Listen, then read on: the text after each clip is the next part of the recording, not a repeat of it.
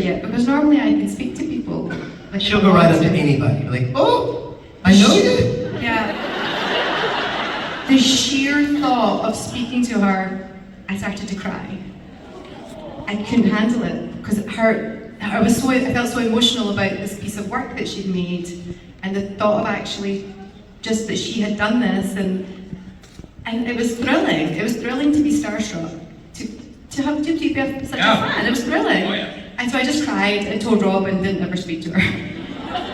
For me, it's musicians as well. I met Eddie Vedder a couple of times, and both times I was a complete dum-dum. Just made a fool of myself. The first time I saw him was at Lollapalooza, 1992 in Chicago, or 93, and I saw him. They weren't popular enough yet. They were like the 2 o'clock band. And we heard that he would wander around at the like merch, where they were selling things in Lollapalooza. And so we were just hanging out, hoping to see him, and sure enough, there he is. And we're like, Eddie, we're big fans. And this is before cell phones. We had a camera, and we're like, can we take your picture? And he was like, no pictures, but I'll remember your face. It goes like this. And now every time I see him, I've seen them like 25 times. Every time I see him, I feel like he could see me. And then one time from the audience, you're in the audience. Oh yeah, I just saw him in St. Paul last week, and he saw me.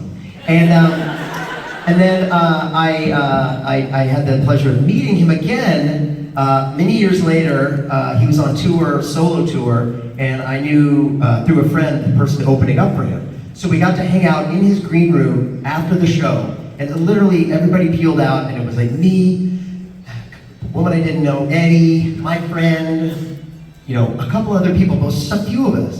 And I was like, in my mind, I was like, say something, get into a conversation, say something. I couldn't do it. And finally, he's talking, I was kind of nodding. And then finally, kind of people peeled off in their own conversations. And I said to the woman next to me, hey, could you ask Eddie if I could borrow a cigarette? Now at the time, I wasn't really a smoker, but I would occasionally maybe have a smoke. But it was more about getting connection with Eddie. And so she said, why don't you ask him yourself? And I said, I'm shy. And Eddie, on the other side of the woman, there's me, there's the woman, Eddie's talking this way. He goes like this is his cigarettes. So we had that moment. There was no eye contact, but I felt like, okay, right. So we have that sort of connection. Well, who is your friend who opened up for him? Ben Harper. Ben Harper was married to my friend Mandy's best friend from high school, Laura Dern. Oh, wow. Laura Dern and my friend Mandy were best friends. And Laura was married to Ben. And then we're huge Ben Harper fans too. So yeah. It was me and Mandy, Mandy's boyfriend, who's also a big Pearl Jam fan. And we go to dinner with Ben Harper, and Ben Harper's like, so you're a big Eddie fan? And we're kind of going, yeah, but we really like you too. Did you select a cigarette from the pack that he had not smoked? You didn't choose a used one or anything? No! Why are there any used cigarette in the box? People are weird. You don't like any better. But by the way, when she says people, equals me. Thank you. Question. Hi. So I know you guys already sing for your life, but what is your go-to karaoke song? I have my answer, but I'd like to hear yours. Yeah, that's a good question. Single. Richard? Devil went down to Georgia.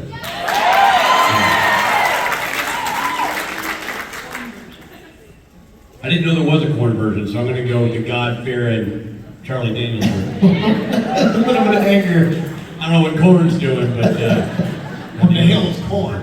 I like a little corn as a side dish, not as a musical ensemble. All right, you guys? Ruth, what is your song? I don't have a karaoke song, but then I did karaoke in Germany just there, and something happened inside me. Occasionally karaoke, something just comes alive. Yeah. And I rocked out to every single song to the point where I was on the ground, and Rob was like, get up. I would do it, so yeah. No song in every song. What did you do karaoke when we did it in Maine earlier this summer? Oh, Oh, Dancing Queen. Dancing. That's a good one. That's a good one. It's too hard a song, I can't sing it. No, that's the thing about, that's why I gave myself to Charlie Daniels, because it doesn't matter where you are in your libation scale, Right. you're all right, because it's talking. Yeah. You know? For me, it's Jesse's Girl.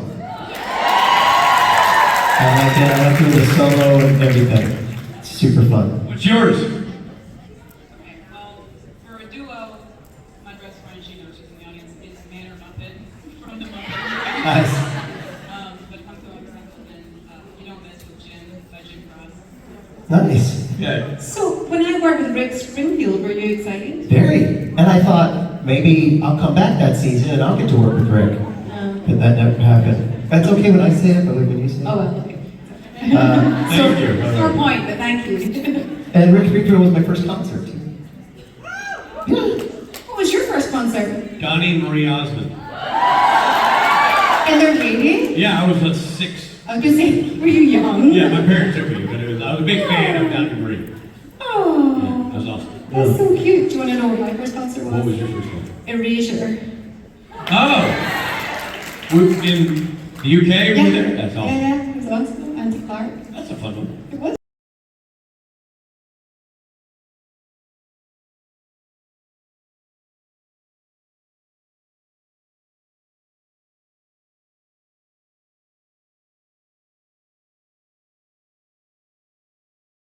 I was on strike like a year and a half ago because the teachers didn't have the necklace, and while we were on strike, I got into the name reverse arrows as a class. I'm wondering what books you may be reading. What did you get into? Reverse arrows. Reverse heroes. Reverse Heroes. So it's basically one girl and maybe 5 guys, and it's classic. Yeah. I love it. Are you interested now? asking what we're reading these days? Yes. That's a long way about getting that question out. Wow. Do you want to know more about I just that? want to know more about it. She has so many book recs for you. But did you set this up for yourself? I'm also a special ed teacher, so I just need to wait so I get home and not think, so that's what I read. Cool. Right. I'm still in my fever dream. I don't know what's going on.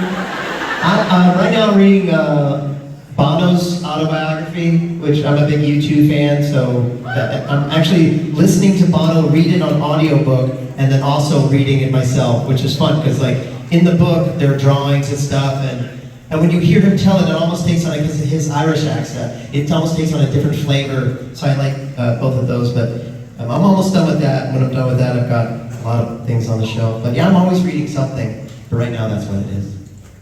Ruthie, are you reading anything? Yeah, I just read a great book called Paper Cup, set in Glasgow, about a homeless woman from her point of view. It's funny and comical and sad, and I might try and option it or something. Make it. It's so good. I read Lessons in Chemistry, which was awesome. Has anybody read Lessons in Chemistry? So good. I read Circe. I really liked. I don't know if that's how you say it. Rob really encourages me to read. I have That's to good of say. him. Yeah, I was a big reader, and then I got out of the habit, and now I'm back in it, and now I love it. So That's great.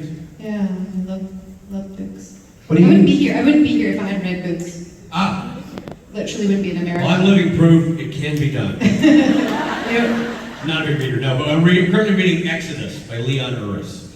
You're a reader. If someone goes, Rich, read this. You know, if the right person says that to you. Correct. Well, if I stumble across the thing that I've always wanted to read, or that, like, I know 9 people read, they're like, you're gonna want to read this. I'm not a biographer, I don't enjoy biographies, I enjoy fiction. And Exodus is a book that it's sort of a part of history that I enjoy, which is the World War II and all this about the Jewish people trying to get to Palestine from the island of Cyprus after World War II, and how they're shuttled out under the dark of night to avoid the British Army. It's this very complex, really interesting story. And my parents used to read Leon Uris, and I stumbled across this old The paperback. Hajj. Say it again? Leon Uris? Yeah. The Hajj. I haven't read it. This is my first Leon Uris I've ever read. So it's just really cool. It's interesting hearing his voice, and interesting reading about this period of history. Oh. Cool. I remember you liked Hillbilly Elegy. I love Hillbilly Elegy. Elegy. I liked a lot. Yeah. Was that the show, the TV show Yeah. Amy Adams made? Yes, it's based on the book. I didn't know she made a Yes. oh, the movie. So the movie. Yeah, they made a movie. I didn't see the movie, but the book was fascinating. The book was really interesting. Lately, I've been trying to read books that I know they're making into shows or movies and get it done before that comes out. And then having a special interest in it, like Fleischman is in Trouble. I read right before that series came out. The Eight Wives of Evelyn Hugo. Yeah, so good.